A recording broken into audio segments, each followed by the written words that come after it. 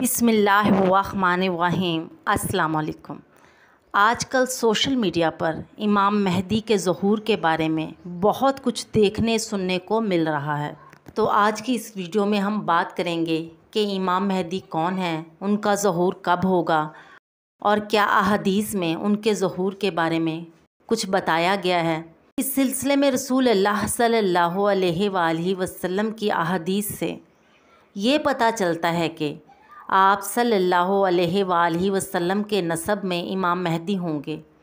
ان کا نام آپ صلی اللہ علیہ وآلہ وسلم کے نام جیسا ہوگا، وہ قریش میں سے ہوں گے، اور جس دور میں وہ آئیں گے حضرت عیسیٰ علیہ السلام بھی اسی دور میں آئیں گے۔ دجال بھی اسی وقت نازل ہوگا۔ یہ تینوں چیزیں ایک ہی وقت پر ہوں گی، یعنی دجال، حضرت عیسیٰ علیہ السلام اور حضرت مہدی۔ حضرت مہدی دمشق میں مسجد میں نماز کے لیے کھڑے ہوں گے کہ اچانک حضرت عیسیٰ علیہ السلام فرشتوں کے کندھوں پر ہاتھ رکھے دمشق کے مینار پر اتریں گے، پھر وہاں سے سیڑھیوں سے نیچے آئیں گے، کیونکہ اب حضرت عیسیٰ علیہ السلام دارالاسباب میں داخل ہو چکے ہیں، تو نیچے اترنے کے لیے انہیں سیڑھیوں کی ضرورت ہوگی۔ حضرت مہدی علیہ السلام ان سے کہیں گے کہ آپ علیہ السلام نماز پڑھائیں۔ حضرت عیسیٰ علیہ السلام انکار کریں گے، اور حضرت مہدی کی اقتداء میں حضرت عیسیٰ علیہ السلام نماز پڑھیں گے، اور پھر دونوں کی اقتداء میں جہاد ہوگا۔ یہ چند باتیں ہیں جو روایات میں ملتی ہیں حضرت مہدی، حضرت عیسیٰ اور دجال کے دور کے بارے میں۔ باقی تاریخ، مہینہ یا سال کچھ بھی نہیں بتایا گیا، البتہ لوگ ضرور پیشن گوئیاں کر رہے ہیں صدیوں سے۔ نبی کریم صلی اللہ علیہ وآلہ وسلم نے اس کی تاریخ، مہینے یا سال کو مبہم رکھا ہے۔ نہ صحابہ کرام نے آپ صلی اللہ علیہ وآلہ وسلم سے کوئی تاریخ یا مہینہ پوچھا، نہ نبی کریم صلی اللہ علیہ وآلہ وسلم نے بتایا۔ مہدی کا مطلب ہے ہدایت یافتہ۔ حضرت مہدی نہ تو نبی ہوں گے اور نہ ہی صحابی ہوں گے، بس اللہ کی طرف سے ہدایت یافتہ ہوں گے، اور اسلام کے بہت بڑے مجدد اور مجاہد ہوں گے۔ اب ایک بات قابل ذکر ہے کہ امام مہدی جو ہیں، ان کی دو شخصیات مسلمانوں میں الگ الگ ہیں۔ یعنی شیعوں کے جو امام مہدی ہیں وہ ایک انہوں نے الگ شخصیت بنائی ہے، اور سنیوں کے جو امام مہدی ہیں ان کی شخصیت بالکل الگ ہے۔ ان دونوں کو ایک ہی امام مہدی تصور ہی نہیں کیا جا سکتا، کیونکہ دونوں کے نظریات اور عقائد میں بڑا فرق ہے۔ شیعہ حضرات امام مہدی کو مانتے ہیں، وہ ان کے باہرویں امام ہیں۔ ان کے عقیدے کے مطابق امام مہدی کو پیدا ہونے کے فوراً بعد ایک غار میں چھپا دیا گیا تھا، اس ڈر سے کہ انہیں قتل کر دیا جائے گا، اور تقریباً 1200 سال سے امام مہدی اسی غار کے اندر ہیں، یعنی روپوش ہیں، اور قیامت کے قریب ظاہر ہوں گے، اور پھر پوری دنیا پر اہل تشیع کی حکومت ہوگی۔ کیونکہ وہ چھپے ہوئے ہیں، اس لیے اہل تشیع انہیں امام غائب بھی کہتے ہیں، اور کیونکہ وہ ان کا انتظار کر رہے ہیں غالب آنے کے لیے، تو اس لیے انہیں امام منتظر بھی کہا جاتا ہے۔ لیکن اس امامت معصومہ کا کوئی تصور قرآن اور احادیث میں نہیں ملتا، اس لیے کوئی دلیل نہیں ہے۔ سنیوں میں امام مہدی کا تصور ایک ہدایت یافتہ انسان کے طور پہ ہے۔ یہ مجدد ہوں گے اور مسلمانوں کے لیے کام کریں گے، مسلمانوں کی قیادت کریں گے۔ امام مہدی کا ظہور عرب میں ہوگا احادیث کے مطابق۔ ایک قابل ذکر بات یہ بھی ہے کہ حضرت مہدی علیہ السلام کے بارے میں ہمارے ہاں جو احادیث ہیں، وہ جو صحیحین ہیں، یعنی جنہیں ہم ٹاپ کے دو مجموعے سمجھتے ہیں، صحیح بخاری اور صحیح مسلم، ان میں حضرت مہدی علیہ السلام کا ذکر کہیں بھی نہیں ہے۔ لیکن صحائف ستہ کی بقیہ 4 کتابوں کے اندر امام مہدی کا ذکر موجود ہے، لہٰذا ہم امام مہدی کے ذکر کو، ان کے وجود کو نظر انداز نہیں کر سکتے۔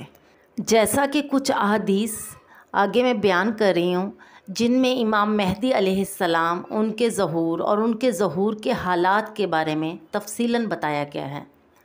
حضرت عبداللہ ابن مسعود رضی اللہ تعالیٰ عنہ سے روایت ہے، وہ فرماتے ہیں کہ نبی کریم صلی اللہ علیہ وآلہ وسلم نے ارشاد فرمایا، یہ دنیا ختم نہیں ہوگی جب تک کہ عرب پر میرے اہل بیت میں سے ایک شخص کی حکومت قائم نہ ہو، اور تاریخ گواہ ہے کہ آج تک عرب پر حضور صلی اللہ علیہ وآلہ وسلم کے اہل بیت کی کوئی حکومت قائم نہیں ہوئی۔ اگر ہم حضرت علی رضی اللہ تعالیٰ عنہ کی حکومت کو شمار کر لیں، کیونکہ حضور صلی اللہ علیہ وآلہ وسلم نے ایک چادر میں حضرت علی رضی اللہ تعالیٰ عنہ، حضرت فاطمہ رضی اللہ تعالیٰ عنہا اور حضرت حسن حسین رضی اللہ تعالیٰ عنہم کو لے کر کہا تھا کہ یہ میرے اہل بیت ہیں، تو بھی حضرت علی رضی اللہ تعالیٰ عنہ کی حکومت پورے عالم اسلام پر نہیں ہوئی۔ کیونکہ حضرت علی رضی اللہ تعالیٰ عنہ کے خلافت کے دور میں مصر اور شام نے ان کی اطاعت قبول نہیں کی تھی۔ اس حوالے سے اہل بیت میں سے ایک شخص کی پورے عالم عرب پر حکومت والا یہ معاملہ ابھی ہونا ہے۔ مزید آپ صلی اللہ علیہ وآلہ وسلم نے فرمایا، اس کا نام وہی ہوگا جو میرا نام ہے، یعنی محمد۔ مہدی کا نام بھی محمد ہوگا۔ مہدی تو ان کا لقب ہوگا، یعنی ہدایت یافتہ۔ یہ روایت جامع ترمذی میں بھی ہے اور سنن ابی داؤد میں بھی ہے۔ ابو داؤد میں ایک اور حدیث ہے کہ نبی کریم صلی اللہ علیہ وآلہ وسلم نے فرمایا، اگر دنیا کی زندگی میں سے کچھ بھی نہ بچے سوائے ایک دن کے، تو اللہ تعالیٰ اس دن کو لمبا کر دے گا، یہاں تک کہ میرے خاندان میں سے ایک شخص کو اٹھائے گا، یعنی میرے اہل بیت میں سے، جس کا نام میرے نام پر ہوگا اور جس کے والد کا نام میرے والد کے نام پر ہوگا، یعنی امام مہدی کا نام محمد ابن عبداللہ ہوگا، اور وہ سرزمین عرب کو عدل اور انصاف سے اس طرح بھر دیں گے جیسے کہ وہ ظلم اور زیادتی سے بھر چکی ہو۔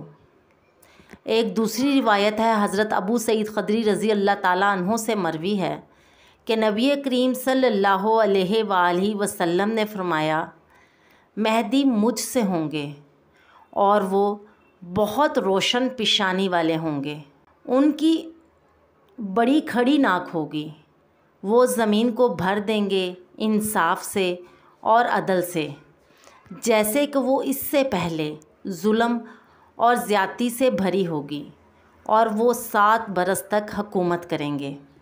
لیکن کچھ صحابہ کرام نے اسی حدیث کو 9 برس کے ساتھ روایت کیا ہے کہ وہ 9 برس تک حکومت کریں گے۔ عرب میں خالص خلافت، منہاج النبوت کا نظام حضرت مہدی علیہ السلام کے ہاتھوں قائم ہوگا اور وہ 7 برس تک قائم رہے گا۔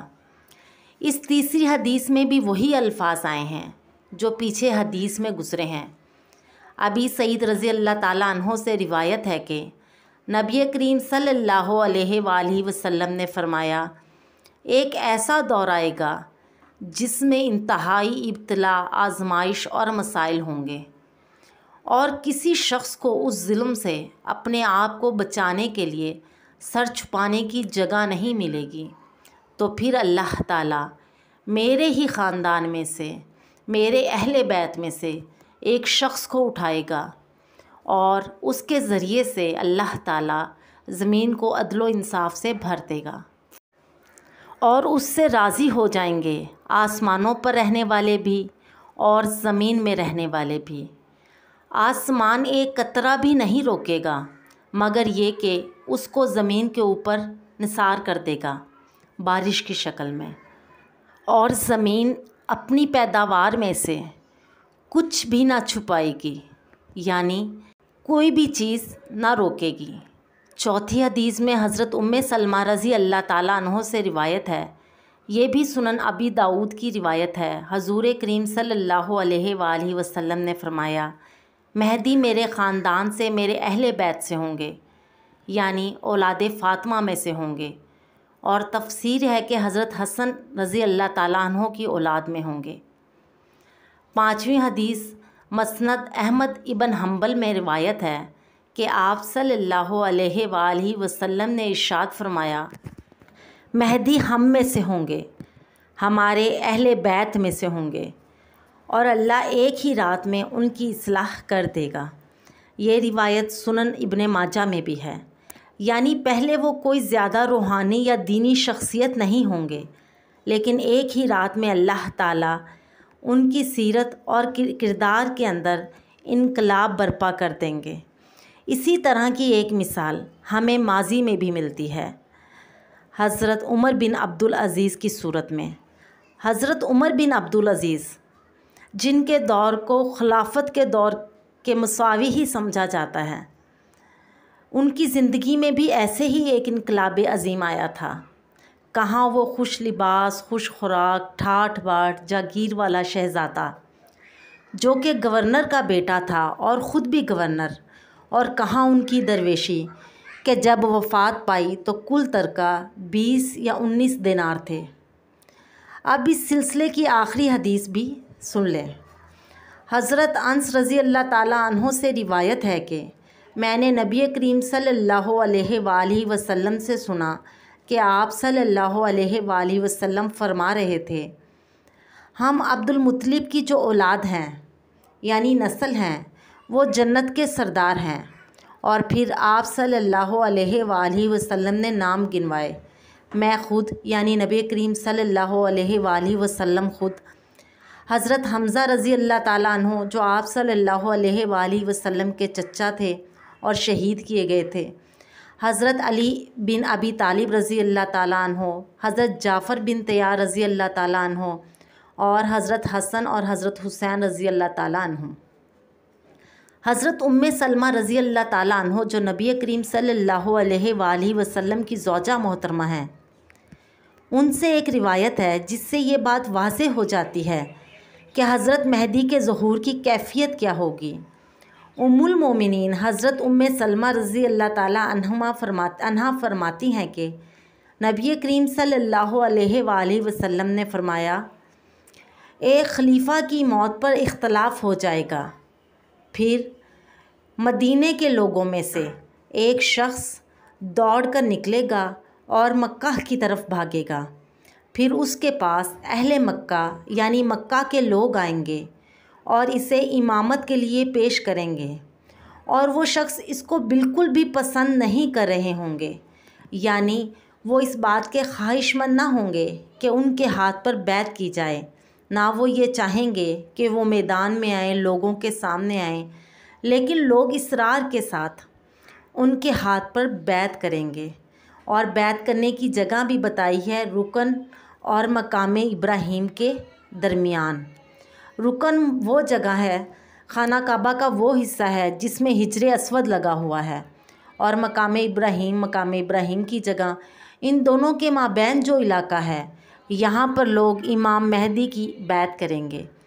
اور پھر امام مہدی کے خلاف ایک لشکر شام سے بھیجا جائے گا، تو مکہ اور مدینہ کے درمیان وہ لشکر وادی بیدہ میں سب کے سب دھنسا دیے جائیں گے، یعنی وہ پورا لشکر دھنس جائے گا۔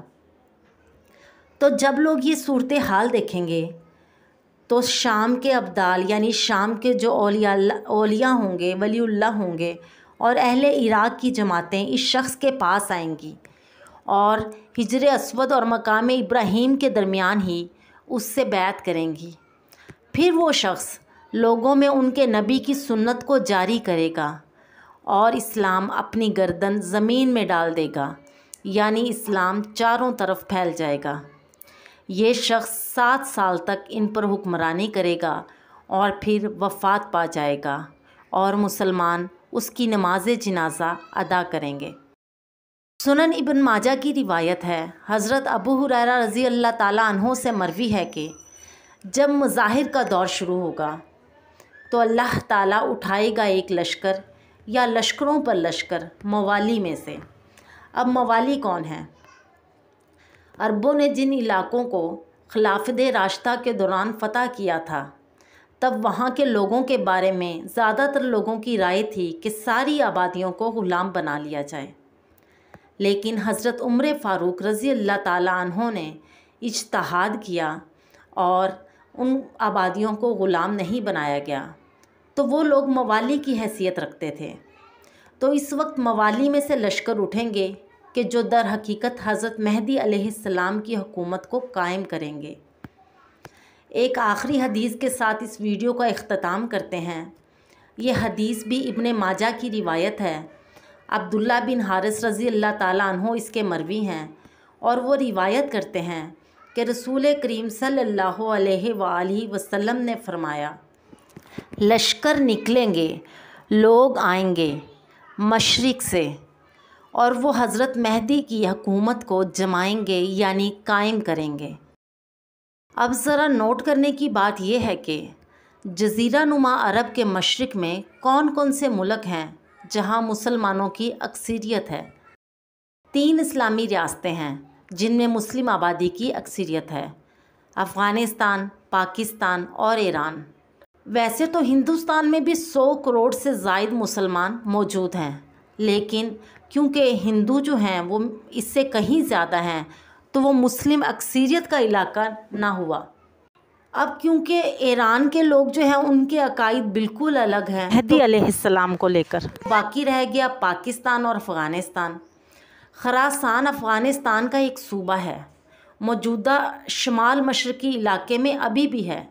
حدیث میں اس خراسان کا ذکر ہے کہ وہاں سے فوجیں چلیں گی جو یروشلم کو دوبارہ حاصل کریں گی، جیسا کہ حدیث کے الفاظ ہیں، خراسان سے وہ لشکر چلیں گے اور انہیں کوئی نہیں روک سکے گا یہاں تک کہ وہ یروشلم میں جا کر اپنے جھنڈے گاڑ دیں گے۔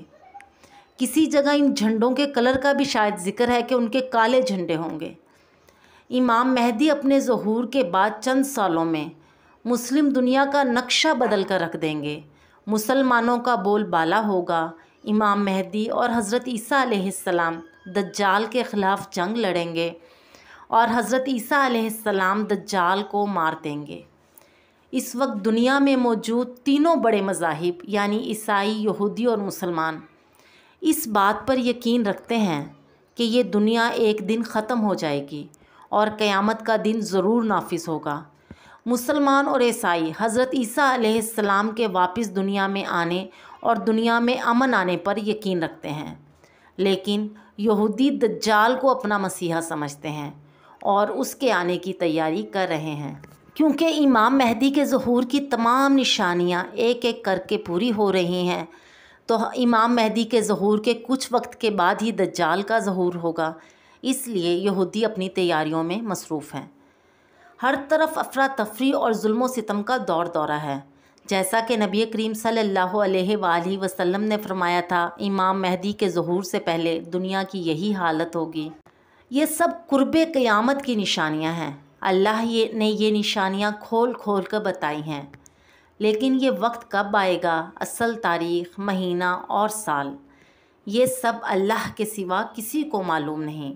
تو جو لوگ ایسے دعوے کرتے ہیں، پیشن گوئیاں کرتے ہیں، وہ صرف اندھیرے میں تیر چلا رہے ہیں۔